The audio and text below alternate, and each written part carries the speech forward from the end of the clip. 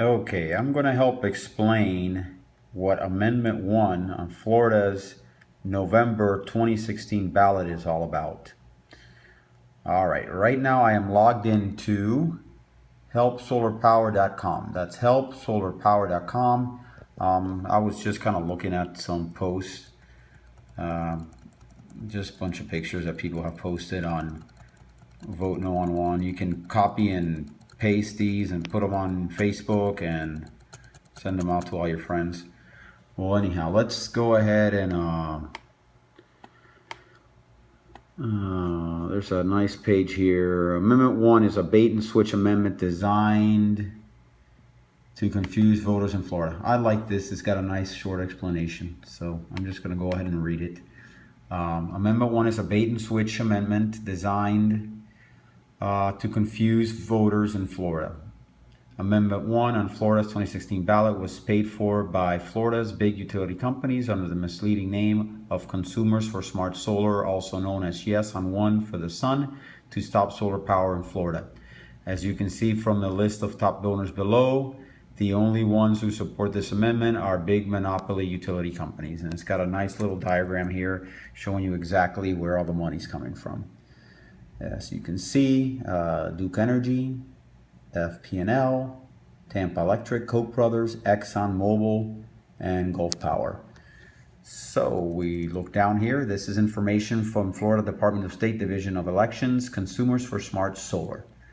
And as you can see by the donors here, again, Florida Power and Light, Duke Energy, Tampa Electric, Gulf Power, to the tune of $16 million. So this should actually be called, instead of Consumers for Smart Solar, they should be calling themselves Utilities for No Solar. All right, there's some links so you can confirm, verify all that information. I'm just going to read from here. Amendment 1 on Florida's November 2016 ballot is a blatant bait and switch amendment designed to mislead and confuse voters. Amendment 1 is not pro-solar. Amendment 1 was sponsored by the big utility companies to help the big utility companies, not consumers. The utility company's proposed amendment reads as follows. So I like this because it's kind of set up so you can see the bait and switch. I mean, it is just blatantly obvious that this is a bait and switch. This is designed to fool people into believing that they're going to be voting for something that's pro-solar when in actuality they're not. If you read here, bait, rights we already have. This amendment would provide no new rights for solar owners or consumers. So the heading is rights of electricity consumers regarding solar energy choice. The first two sentences are the bait. This amendment establishes a right under Florida's Constitution for consumers to own or lease solar equipment installed on their property to generate electricity for their own use. Sounds pretty good, doesn't it? Unfortunately for them, this is a right that we already have. So this is blatantly put here. This was blatantly put here to confuse people, to fool people into believing that this is pro-solar. This is nothing new. We have the right to own solar panels. They're not banned in the state of Florida. You can buy them anywhere, and you can generate your own electricity. So this is nothing new.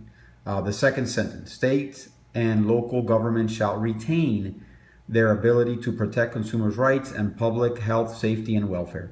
Again, this is offering absolutely no new protections to consumers. It's, again, just put on here to help fool people into believing that they're going to be getting new protections or something. Let's read the red here. This is the switch. And to ensure that consumers who do not choose to install solar are not required to subsidize the cost of backup power and electric grid access to those who do. This is the switch. These are the rights that utility companies want to have in order to legally penalize, fine, and charge Floridians for having solar.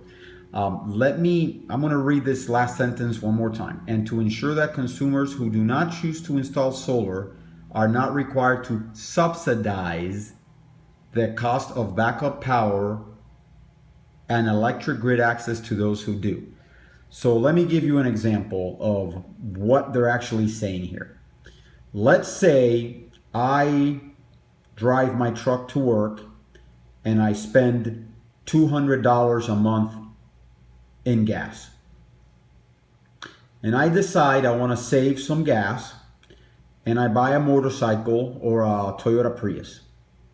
And now instead of spending $200 a month in gas, I'm only spending $50 a month. And the gas station owner finds out, gets angry, and tells me, hey, listen, I noticed that you're only spending $50 a month now instead of $150, and I don't think it's fair that other gasoline consumers are subsidizing your ability to buy gas from the gas station. That's basically what they're saying here. So, if I use less electricity, or if I use less of a product, I'm somehow, my ability to purchase that product is being subsidized by other consumers. This makes absolutely no sense.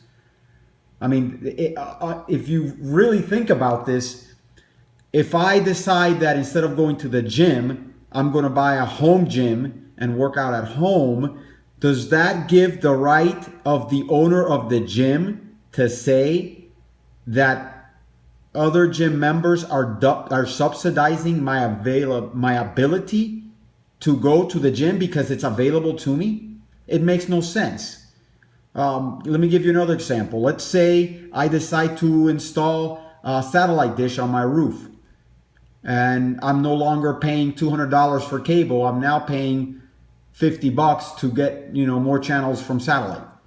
So does that mean that the cable company now can come and say, hey, listen, we laid those wires, and it's not fair that other people are subsidizing your ability to get cable if you choose to. So it's not fair that they're subsidizing your ability. Therefore, you need to pay me the $200 that you were paying before. You can have a satellite dish if you want, but you still have to pay me. You see how this makes absolutely no sense? Basically, the utility companies are trying to find a way to charge people for using less of their good. So let's read on here. The notion that people without solar are subsidizing people with solar is a fallacy. It's not true. Rooftop solar increases the supply of power to the grid and reduces the demand. 101 economics teaches us that more supply and less demand equals lower prices for everyone. Lower electricity prices helps consumers, not the utility companies. So basically, this is it. This is the whole reason why these utility companies are spending $16 million to pass this sham solar amendment. The bottom line is that if we produce more power, therefore increasing the supply, and we use less power, therefore decreasing the demand, they're gonna have to charge less for electricity. And that's good for consumers, but it's not good for the utility monopolies. And that's why they're willing to spend $16 million trying to fool voters in Florida to vote for this utility-backed sham amendment. So, Amendment 1, if passed, could fine and charge Floridians for having rooftop solar power. Please help solar power in Florida by voting no on 1 in November and visiting, donating, volunteering at HelpSolarChoice.org. That's HelpSolarChoice.org. And you can also visit HelpSolarPower.org, Floridians for Solar Choice, and the Sierra Club. And there's a very nice video here. And this video explains why such a confusing and misleading amendment was allowed to be on the ballot in the first place. Because, this is blatant bait and switch amendment designed to confuse and mislead voters. So we should all be asking ourselves, why was this amendment even allowed to be on Florida's ballot? So I hope that You know, you guys out there, spread the word. Let people know this is a sham. This is a scam. This is not pro-solar. This was sponsored by the big utility companies in an effort to fine people for using less of their product. Vote no on 1 in November. Vote no on 1 in November. Let all your friends and family and neighbors know to vote no on this sham amendment. It is not pro-solar. It does not help consumers. It only helps the big utility companies. Vote no in November, and you can find out more information by visiting these sites at HelpSolarPower.com. That's HelpSolarPower.com or HelpSolarPower.org. That's HelpSolarPower.org, and I hope this video has helped shed some light on what this amendment is all about. And as you can see, it's definitely not pro-solar. It's pro-utility companies. So make sure you guys vote no on 1 in November, and find out more at HelpSolarPower.org.